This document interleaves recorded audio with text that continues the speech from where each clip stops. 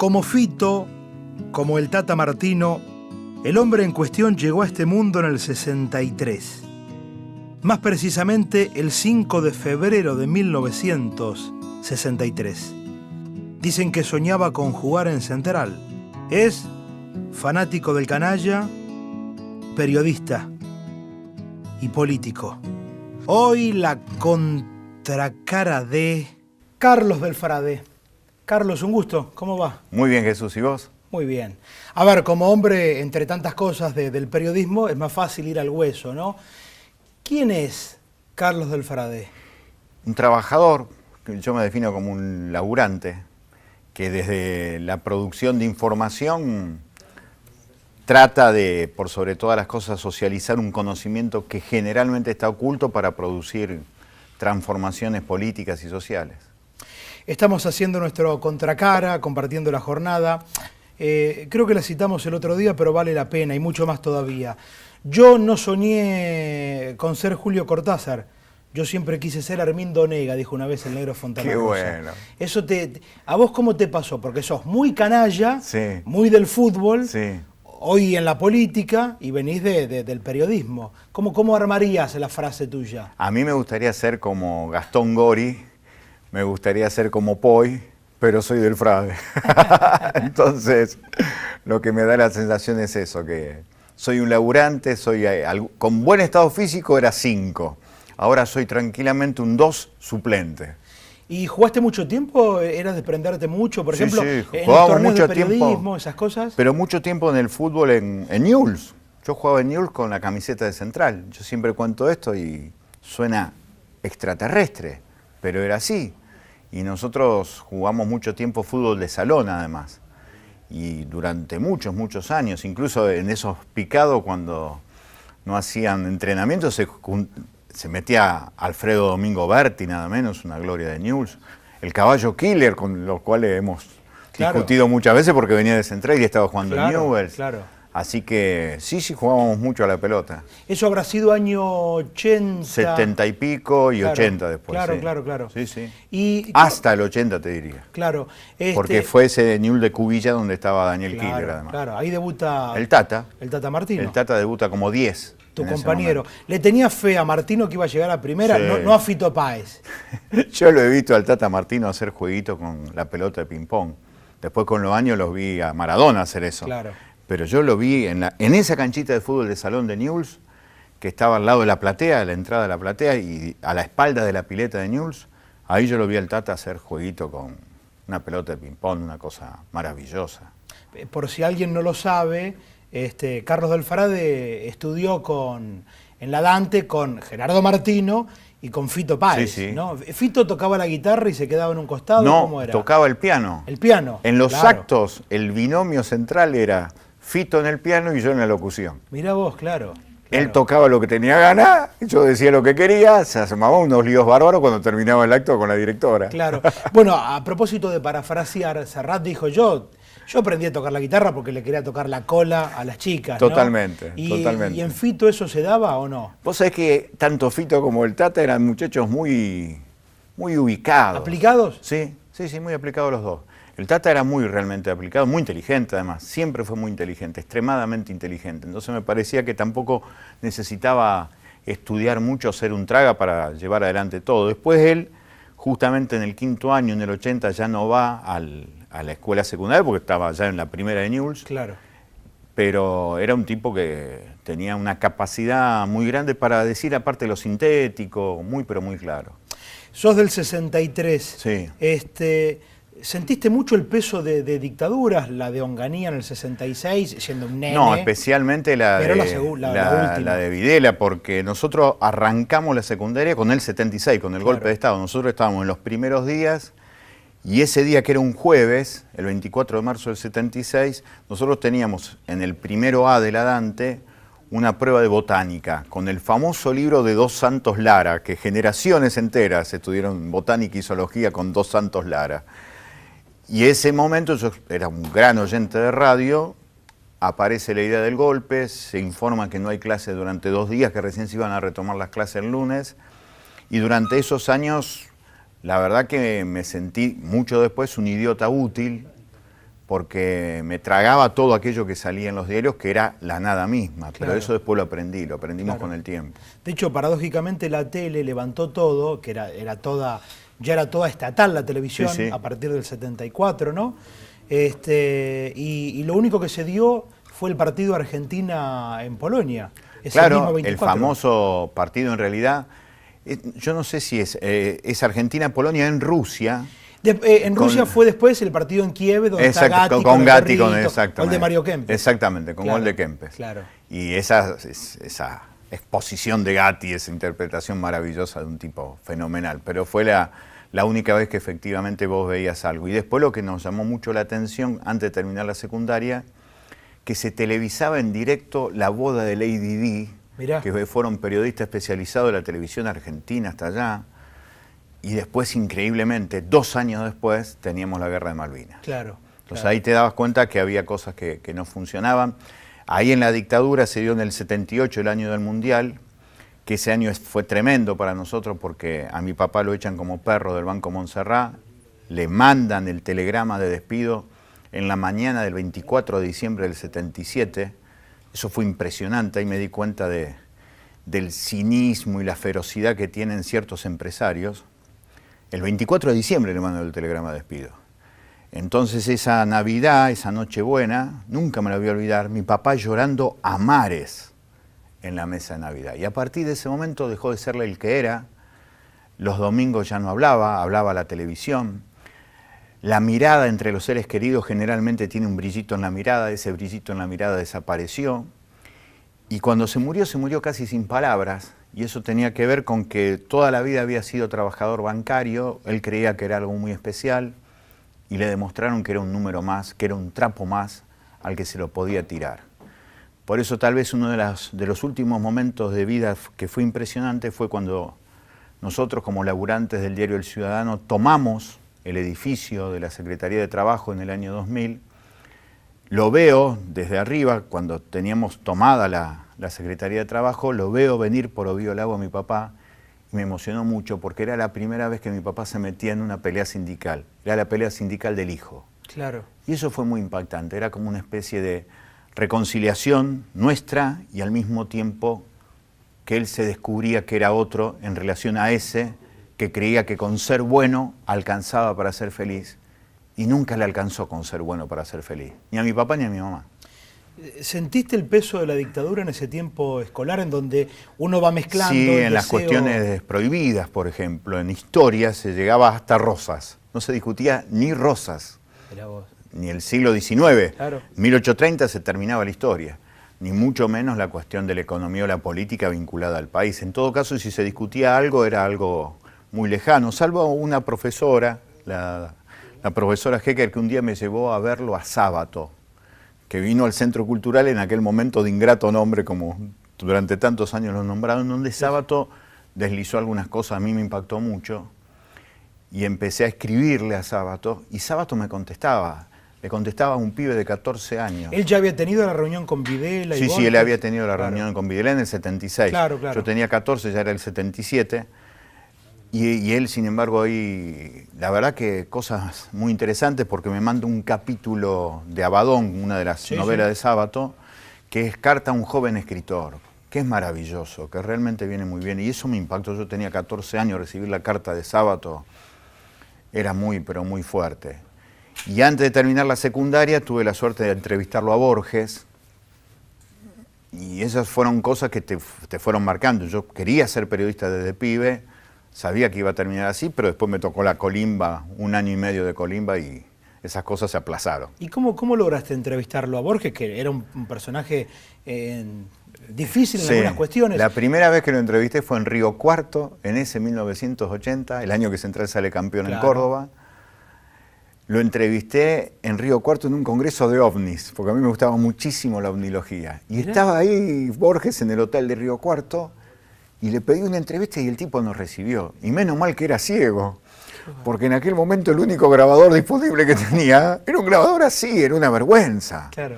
Con un micrófono enorme, y el tipo nos contestó con una humildad que no tenía nada que ver con lo que decían de Borges, o que Borges mismo se presentaba con los grandes medios de comunicación a los que les tomaba el pelo. Claro. Entonces ahí conocí otra dimensión de Borges. Y eso lo aprendí después, me di cuenta de esa diferencia. Él a nosotros como pibes nos recibió maravillosamente. Y si él estaba para quedarse 2 horas, se quedaba 2 horas.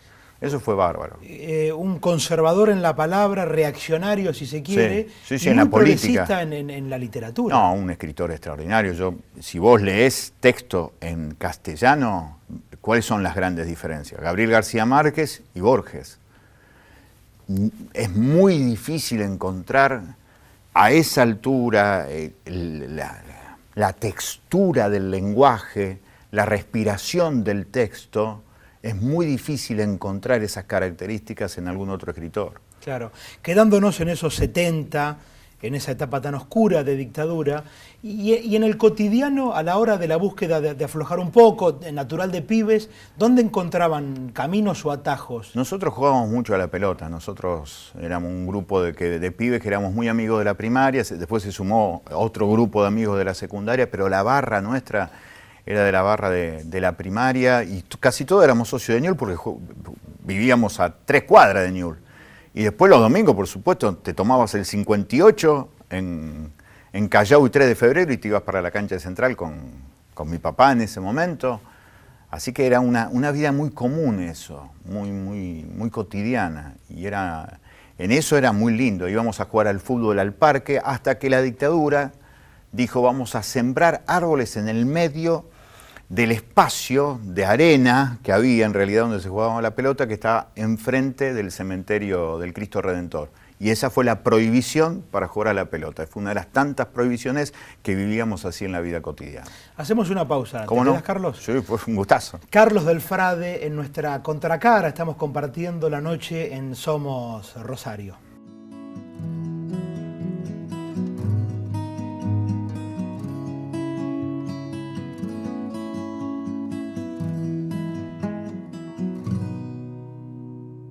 En Melín Quien Spa mejoramos tu calidad de vida. Incorporamos el programa integral para la artrosis, que encabeza el reconocido médico traumatólogo Juan Carlos Sosa. Con este exclusivo método personalizado e interdisciplinario va a mejorar tu calidad de vida. La solución para tus problemas de artrosis está en Melín Quien Spa. Comunicate al 03465 420 362. www.spamelinquien.com.ar. Facebook Melín Quien Spa.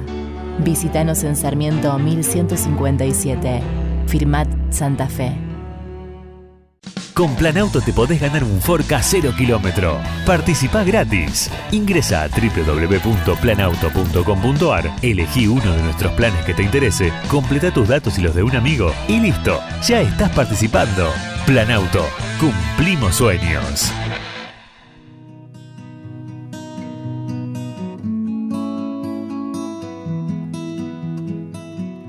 Estamos compartiendo nuestra noche de contracara, es un gustazo hacerlo con Carlos del Frade. Carlos, ¿y en qué momento recién tiraste punta sobre tu inicio en el periodismo? ¿Cuándo te das cuenta que eso es lo que querés hacer y con quién lo iniciás? ¿En qué lugar?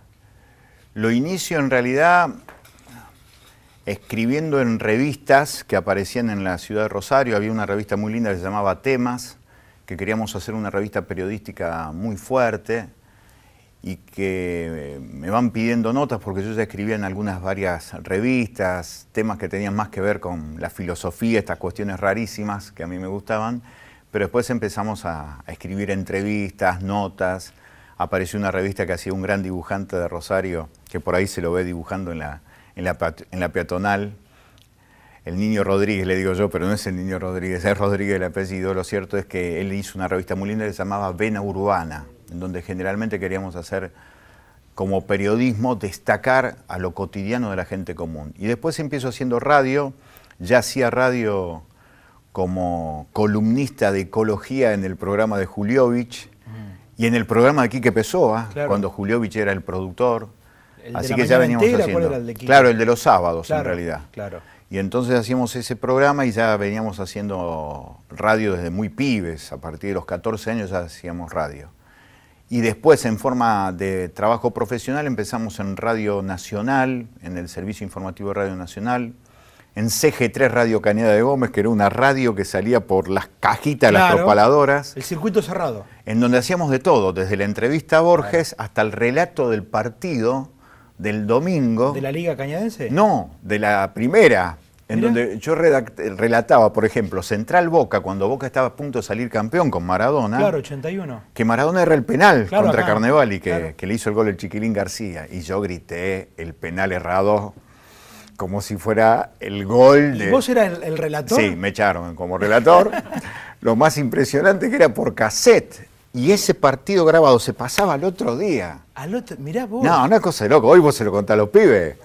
Que anda con esto de los Twitter y todas esas cosas. Vos le mandabas el cassette, en aquel momento con el colectivo se llamaba La Cañadense, claro. Y entonces el tipo lo recibía, lo llevaba a la radio y lo ponía, pero lo ponía el lunes. Aparte ya, claro. Y la gente lo escuchaba. Qué bárbaro. No, una cosa impresionante. ¿Y en el periodismo deportivo hiciste solamente eso? O hice mucho de entrevistas, de vestuario y todas esas cosas.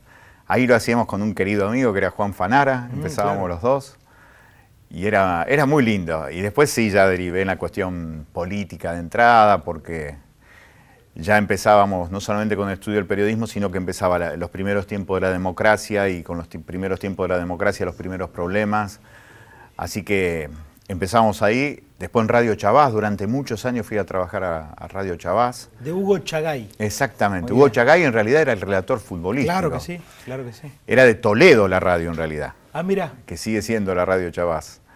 Allí está Alicia Arnaudo, una locutora extraordinaria. Y lo cierto es que me levantaba todos los días a las 4 de la mañana para tomarme el colectivo a las 5 e irme a laburar a Radio Chavás. Ya en los 80, ¿qué era lo que te fue marcando? Porque consumir periodismo serio en los 70 era muy difícil. Era dejar la vida, acaso tipos como Walsh o como Brondo, el diario Noticias. No, eso vino mucho después. Lo que a mí me cambió mucho fue la revista Humor. Claro. La revista Humor fue impactante porque además ahí fue donde leí por primera vez, y además fue una de las primeras entrevistas que le hace Mona Moncalvillo a Eve de Bonafini. Claro.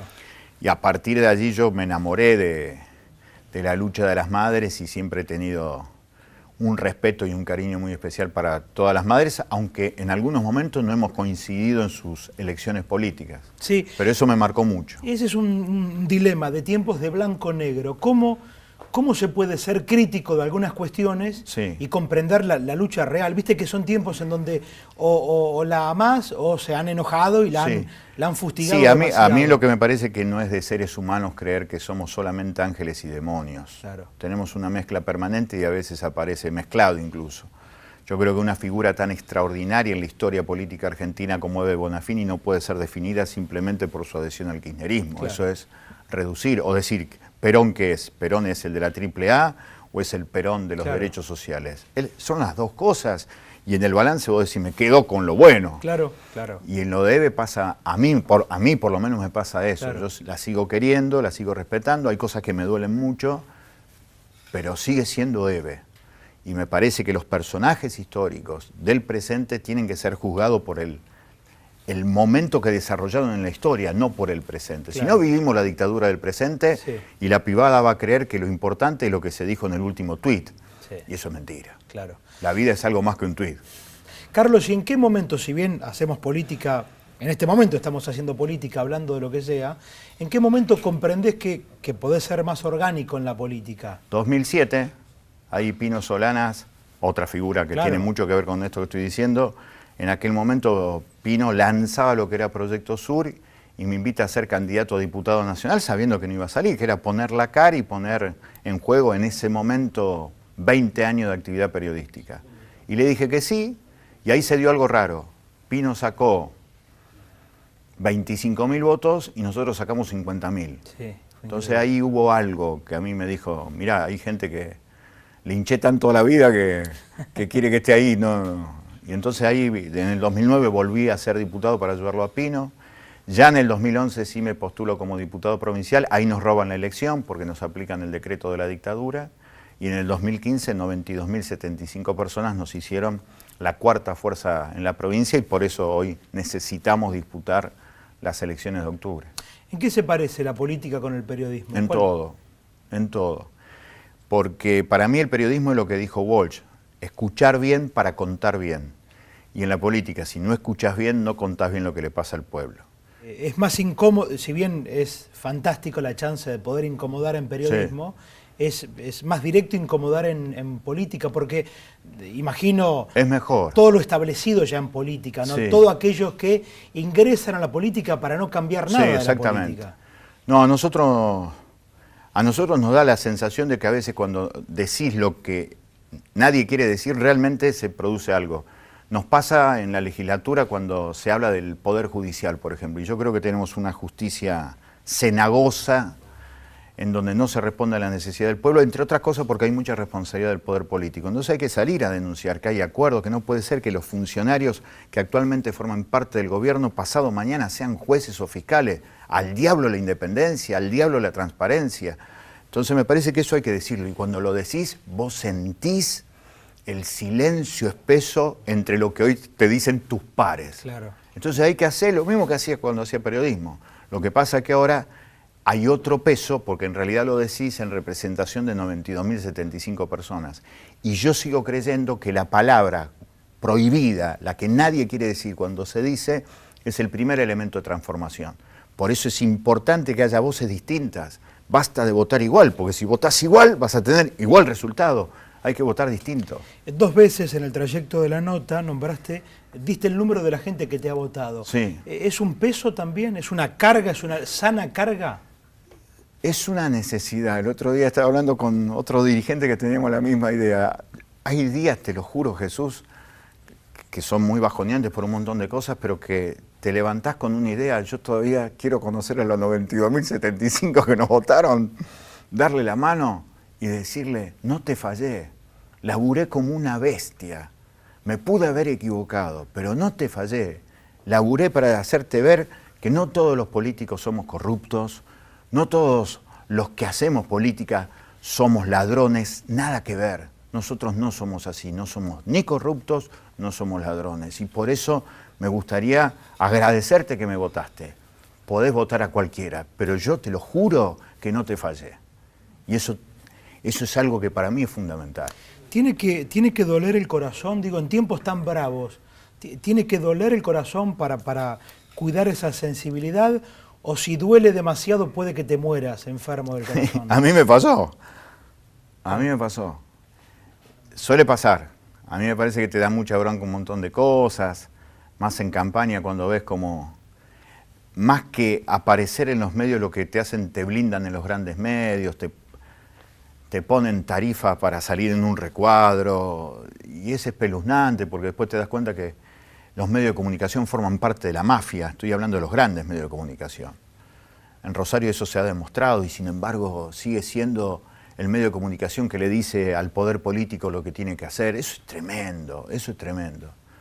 Así que a mí me parece que esas cuestiones son las que duelen, pero que hay que seguir, porque atrás, y todos los días, tenés pibas y pibes menores de 30 años que milagrosamente creen en vos.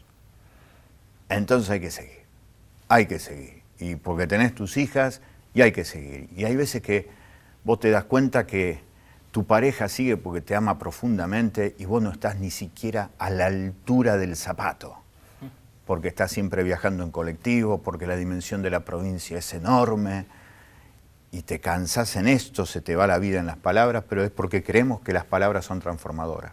El poder fáctico no está interpelado por la política, ni lejos, ni cerca, ¿no?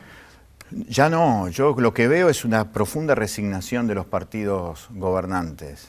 Ya no, en su momento sí, el radicalismo irigoyenista interpeló alguna vez, el peronismo alguna vez lo interpeló, el socialismo alguna vez lo hizo. Hoy no, hoy lo que veo es un verbo horrible, Jesús, que se impuso de la década del 90 hasta acá, que es gerenciar. Nosotros gerenciamos. Gerenciar es administrar lo que hacen los factores de poder. A los factores de poder hay que enfrentarlos, hay que alguna vez ganarlos, hay que hacer un presupuesto al revés. Basta de darle tanta guita a las empresas, hay que dársela a la gente. Eso me parece que tiene que estar.